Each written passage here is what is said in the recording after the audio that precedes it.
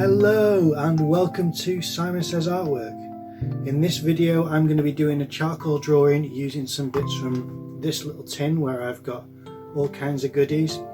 I'm going to be using a couple of the charcoal sticks in here, and they're going to be what I use on an A1 piece of paper to do some portrait drawing. So without any further ado, let's take a look. When it comes to portraiture, I'm often trying to expand on my approach and really learn something from the process. So in this session, you'll see a more loose technique of mark making. That's why these charcoal blocks are really useful, is that they don't make very specific shapes. It's actually the first thing I lay down is a graphite block there. That's why it's so light. And then I progress to use the charcoal blocks afterwards to commit to certain shapes.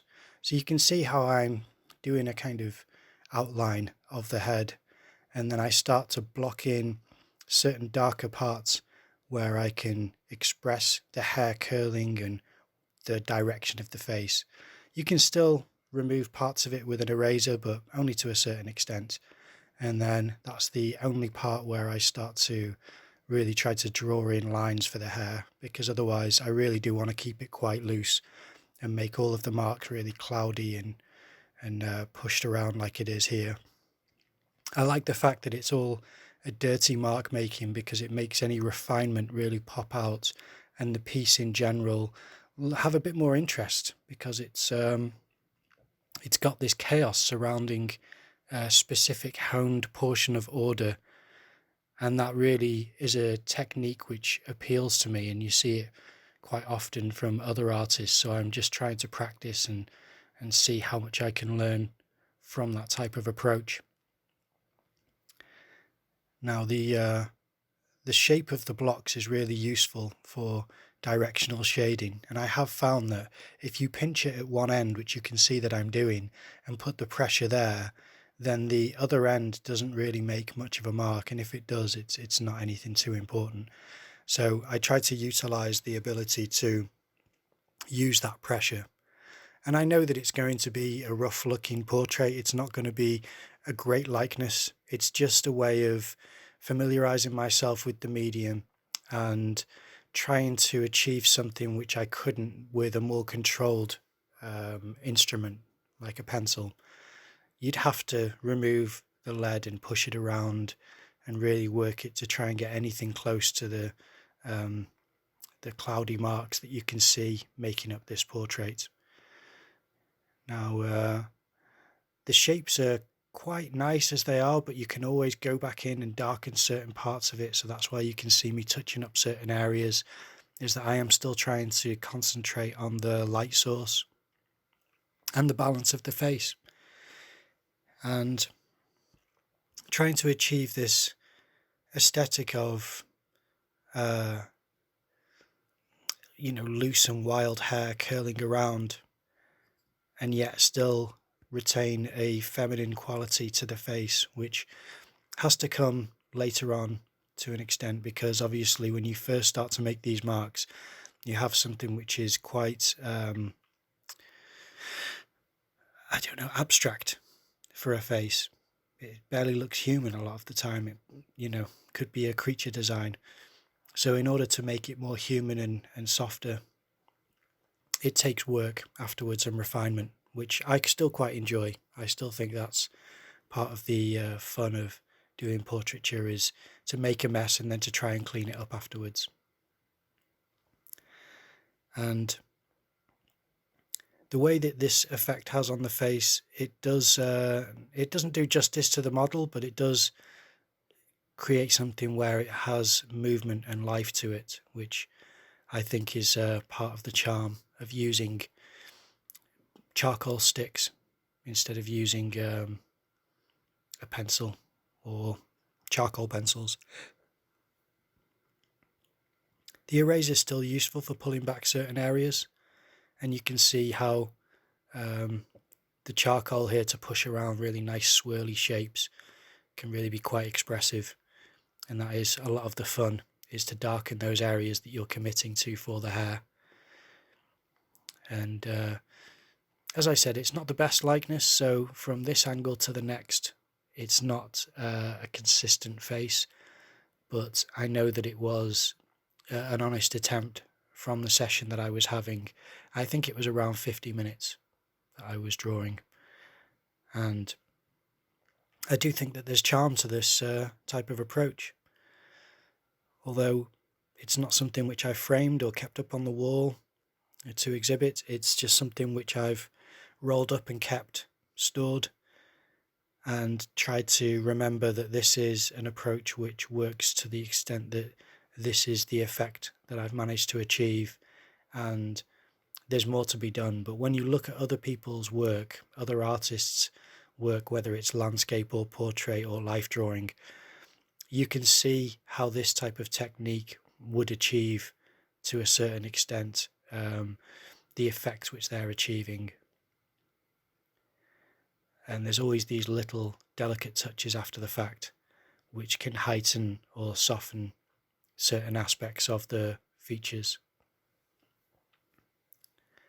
Just trying to capture the light, really, trying to describe the environment and the atmosphere to strengthen the portrait. Whereas the overall shape is a little loose, a little bit rough, it did manage to have enough there for me to see the value. Not just the values as in the tonal value, I mean the actual merit of using something so unwieldy. But it's constantly touching up, as you can see, and darkening certain areas to try to heighten the effect.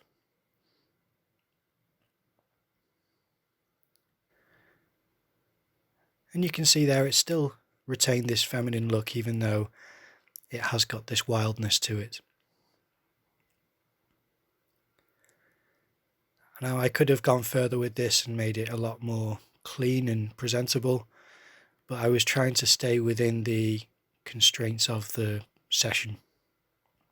So I rarely, if ever, revisit a piece that I've started in a portrait drawing session that I'm attending, and this was an online session. So I just commit to the time and I try to finish as much as I can in that time frame.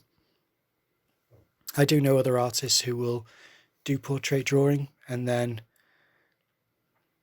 they'll take it home and continue to work on it, and I don't think there's anything wrong with that at all. It's just refining the piece, and it shows how much you appreciate that pose and you want to add to it. You want to finish it off. I've left enough space on the right hand side to do the second pose, and in other portrait drawing sessions that I've attended, it will be that the poses kept the same for both halves of the session,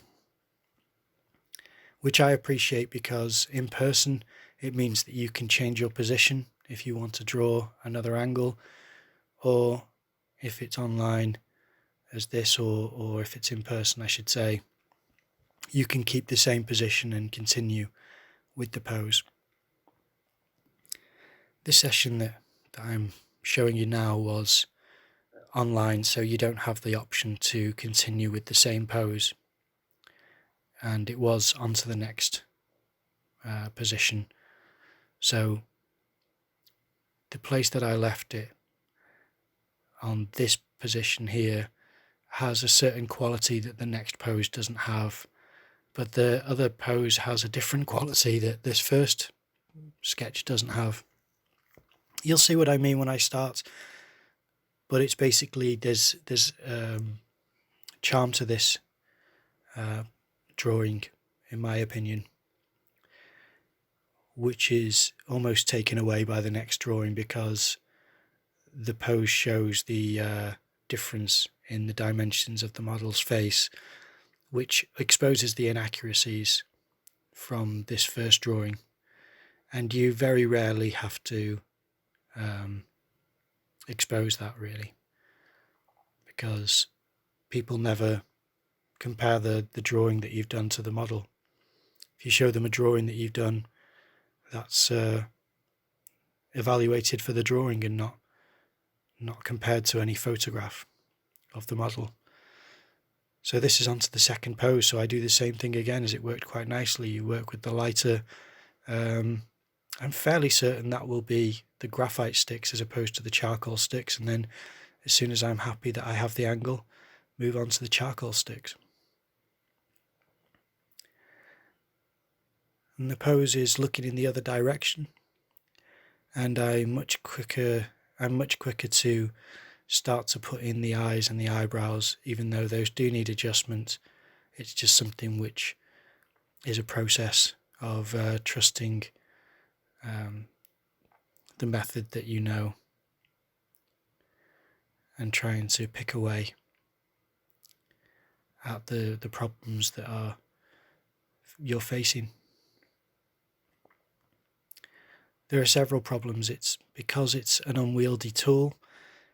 You know that you are going to lose the ability to really craft and sculpt a very soft picture, and yet because of the tool you've got the benefit of having this noise that is created by this shadowing effect that occurs, where things almost look dusty or mottled to a certain effect.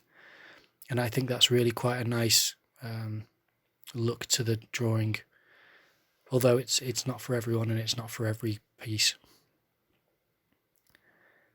But it almost looks like it does look like a completely different person, as you can see. And that's not necessarily a bad thing if it comes to just practicing with the tool, but it's not great if you wanted to get a likeness from both sides. It's obviously almost looks like a mother and daughter. But on this angle you can see that she has butterfly clips in her hair,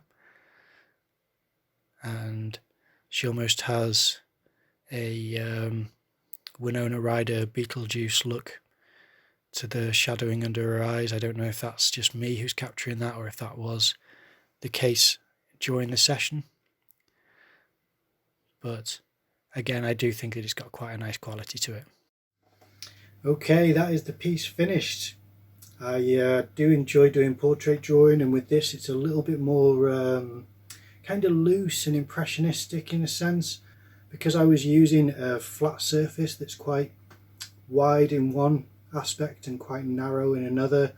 I got the ability to spread it and make different shapes and really try to go for it. So yeah, it was really fun, and I might do that more often. I hope you enjoyed the video.